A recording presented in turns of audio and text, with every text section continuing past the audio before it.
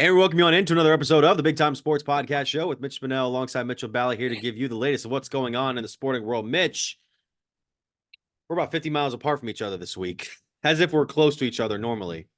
Yeah, I was gonna say, I feel like, is it possible that we're closer right now than usual? No, because Strasburg's only about half an hour from Canton, whereas Ah, Canton's about an hour from Cleveland, which is where I'm currently yes. stationed up for a little work trip.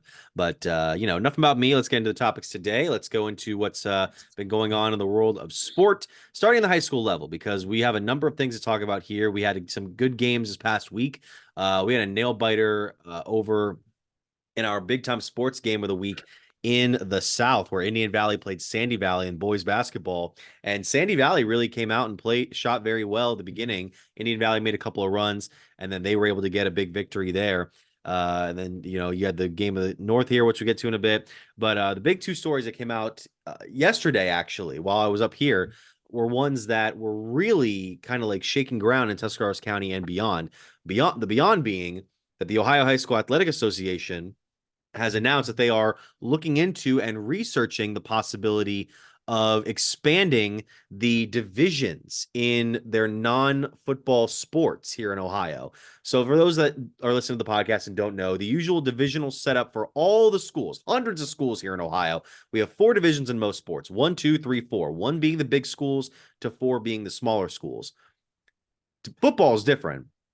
Football's got seven divisions because there's so many football programs and so many schools here in a football centric state that they're looking into now possibly expanding all other sports, including the likes of girls volleyball, boys and girls soccer, boys and girls basketball, softball, and baseball, to make it so that Division One is not so top heavy with some of the big schools here in Ohio. Now, it's going to be very interesting for you and I, Mitch, because your area tends to have more of the bigger schools than mine does, based on our populations and other geographical aspects. But I do find it really interesting that the OHSAA is deciding to kind of not water down the divisions, but like try to spread out all these teams to essentially give teams more of a shot at the championships. Yeah. First off, this came out of nowhere, really, to us as a casual person, even though we're here with big time sports. I mean, this was a shock. I think there were a lot of coaches that were caught off guard by it. Now, obviously, this is not something they have to worry about being implemented this season. This is something that has to go through, I'm sure, a very, I don't know if rigorous is the right word, but a process, due process of going through, making sure that they have everything in a line. It makes sense. I'm sure it would go to vote. But I understand why they're not going to do it to football, right? There's a lot of people, Mitch, and we had this conversation, I believe, a week ago, maybe two, as soon as the state championships were over, of people saying, "Oh, well, Glenville needs to be moved up divisions, and this needs that." It's like that's not how these divisions are worked. It's worked on enrollment, but that's neither here nor there. There are more opportunities for all these other sports and programs if this is a route they go, and I find it interesting personally, and I've never fully understood it. When you look at, I'm going to use the Federal League here. Obviously, it's the league I played in, the league I still covered the most. It's the league I live in the middle of. Okay. When you look at the Federal League, seven schools in the Federal League. Mitch, there are only three schools in the entire league that every single sport is Division One sport. That is Canton McKinley, that is Canton Glen Oak, and that is Jackson High School. When you look at the Hoover, the Lakes, the Greens, and the Perrys, they are Division One in basketball, boys and girls, in baseball, in I believe cross country, in all these other sports except for football. And so for me, I've never really been able to understand how that works, even if it is off enrollment for boys and the kids on the team, how it fluctuates that way. Now, if I said, could you imagine, Massillon Perry having to play St. Ed's in the playoffs in football? Maybe a couple times they'd have a shot. But if you do this, I want to know, do these schools that are like the Lakes and Greens and Hoovers and Perrys, are they going to get moved into different divisions too? Or are they going to be these schools that stay in the same spot they're in, where hey, our teams over here are Division 1, these teams are Division 2. Are they going to fluctuate elsewhere? I'm intrigued to see how this even goes because this is so new. It was out of nowhere. How many more teams? And then, of course, Mitch, you're going to get it. And I'm sure we already have because uh, if you haven't or somebody else on our team hasn't already, there will probably be a blog written. And like always, there's a lot of interaction all of our posts on our Facebook page of Big Time Sports Ohio. And I feel like anytime the OHSAA comes into play, monetary beliefs and relief comes into play too. And so I'm sure that there will be a big question posed by a lot of people.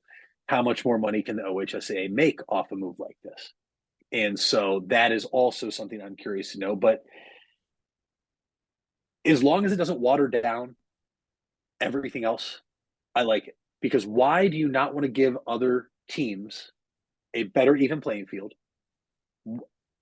Mitch, perfect example, Richmond Heights in basketball, right? There are some schools in that Division 4 level right now that just can't hang with them because what they're doing. Not sure if you saw it. This could be breaking news. They just landed, I believe, one of the top players in the country who just transferred to Richmond Heights this week. Sure. So that's just another name that is going there in a Division 4 school, and then people get outraged. How are they Division 4? But as long as the product doesn't get watered down and you're allowing student athletes to have more opportunity to compete on an even playing field, which is what a lot of people always want, and it makes it a better overall experience for the casual high school sports fan, I love it. I don't see anything wrong with it. And I think as a coach at that part, I would love it too, because optimistically looking at it, you're going to have a better chance to perhaps win and go deeper in tournaments. And at the end of the day, that's what you want for your team, for your student athletes, for your school, and for your community. Absolutely. You mentioned the Richmond Heights team, by the way. They're returning all five other starters from last year. They're even going to be playing games on ESPN this year, which is going to be crazy. But I did read in the OHSA's statement that the proposal does not, it's not expected to be expanding revenue of sorts. It's not going to add any tournament games to the postseason bracket. So this isn't like, oh, them trying to expand the tournament so we have more games and therefore more money. As far as we can tell, I mean, currently more than 200 schools enter the postseason tournaments in some divisions alone by themselves to compete for a state championship. It's hard to win a state championship. We don't have rings for a reason. It is hard. Depending on the school that you go to and the teammates that you have, I mean, and your performance as well.